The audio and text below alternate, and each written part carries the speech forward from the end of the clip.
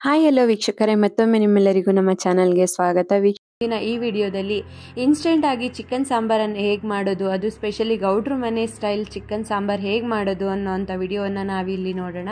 So ಇದು ತುಂಬ ಇನ್ಸ್ಟೆಂಟಾಗಿ ಆಲ್ಮೋಸ್ಟ್ ಲೈಕ್ ವಿತಿನ್ 15 to 20 ಮಿನಿಟ್ಸಲ್ಲಿ ಚಿಕನ್ ಸಾಂಬಾರ್ ಇರುತ್ತೆ.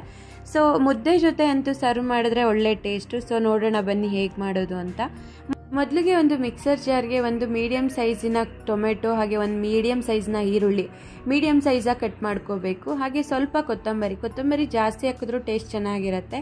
ಹಾಗೆ ಇದಕ್ಕೆ ತುರಿದಿಟ್ಕೊಂಡಿರೋಂಥ 1 ಕಪ್ಪಷ್ಟು ಕೊಬ್ಬರಿ ತುರಿ, ಹಾಗೆ 1.5 ಟೇಬಲ್ ಸ್ಪೂನಷ್ಟು ಜಿಂಜರ್ ಗಾರ್ಲಿಕ್ ಪೇಸ್ಟ್, 1 ಟೇಬಲ್ ಸ್ಪೂನಷ್ಟು ಖಾರದ ಪುಡಿ, ಹಾಗೆ 2 ಟೇಬಲ್ ಸ್ಪೂನಷ್ಟು ಧನಿಯದ ಪುಡಿ ಯಾವಾಗೂ ಜಾಸ್ತಿ ಹಾಕಬೇಕು, ಟೇಸ್ಟ್ ಚೆನ್ನಾಗಿ ಬರುತ್ತೆ.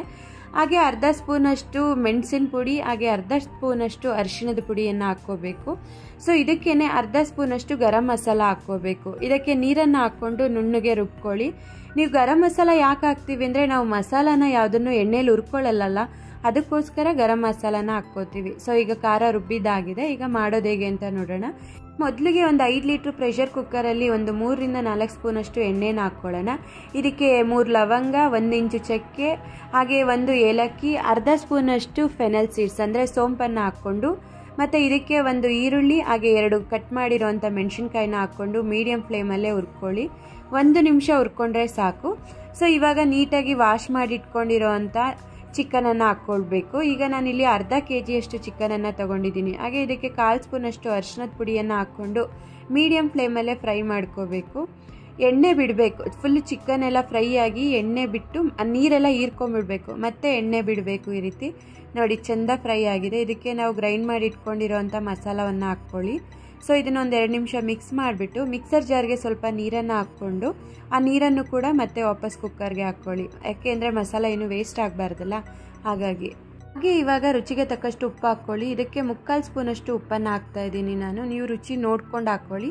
ಆದಷ್ಟು ಕಮ್ಮಿ ಹಾಕಿ ಮತ್ತೆ ಬೇಕಾದಾಗ ಹಾಕ್ಕೋಬೋದು. ಹಾಗೆ ಇದಕ್ಕೆ ಕಟ್ ಮಾಡಿರೋವಂಥ ಕೊತ್ತಂಬರಿ ಸೊಪ್ಪನ್ನು ಕೂಡ ಹಾಕ್ಬಿಟ್ಟು ಲಿಡ್ಡನ್ನು ಕ್ಲೋಸ್ ಮಾಡಿ 2 ವಿಷಲ್ ಕೂಗಿಸಿ. ಇನ್ ಕೇಸ್ ನೀವೇನಾದರೂ ನಾಟಿ ಕೋಳಿ ಮಾಡ್ತಿದ್ದೀರಾ ಅಂದರೆ 3 ರಿಂದ 4 ವಿಷಲ್ ಬೇಕಾಗುತ್ತೆ. ನಾನಿಲ್ಲಿ ಫಾರಂ ಕೋಳಿ ಮಾಡ್ತಿರೋದ್ರಿಂದ 2 ವಿಷಲ್ ಕೂಗಿಸಿದ್ದೀನಿ. ನೋಡಿ ಈಗ ಪ್ರೆಷರ್ ಕೂಡ ಬಿಟ್ಟಿದೆ. ಲಿಡ್ ಓಪನ್ ಮಾಡ್ತೀನಿ. ಈ ರೀತಿ ಎಣ್ಣೆ ಬಿಟ್ಟಿರಬೇಕು ಮೇಲೆ. ಸೊ ಇವಾಗ ಚಿಕನ್ ಸಾಂಬಾರ್ ಚೆನ್ನಾಗಿದೆ, ಕನ್ಸಿಸ್ಟೆನ್ಸಿ ಕೂಡ ಕರೆಕ್ಟಾಗಿದೆ. ಸೊ ಇದನ್ನು ನೀವು ಚಪಾತಿಗೆ, ಗ್ರೇವಿ ಅಥವಾ ಅನ್ನಕ್ಕೆ ಅಥವಾ ಮುದ್ದೆಗೆ ಕೂಡ ನೀವು ತಗೋಬೋದು, ತುಂಬ ಚೆನ್ನಾಗಿರುತ್ತೆ. ಸೊ ನೋಡಿದ್ರಲ್ಲ ವೀಕ್ಷಕರೇ, ಇನ್ಸ್ಟೆಂಟಾಗಿ ಚಿಕನ್ ಸಾಂಬಾರ್ ಹೇಗೆ ಮಾಡೋದು, ವಿತಿನ್ ಹಾಫ್ ಆನ್ ಅವರ್ ನೀವು ಪ್ರಿಪೇರ್ ಮಾಡ್ಬೋದು.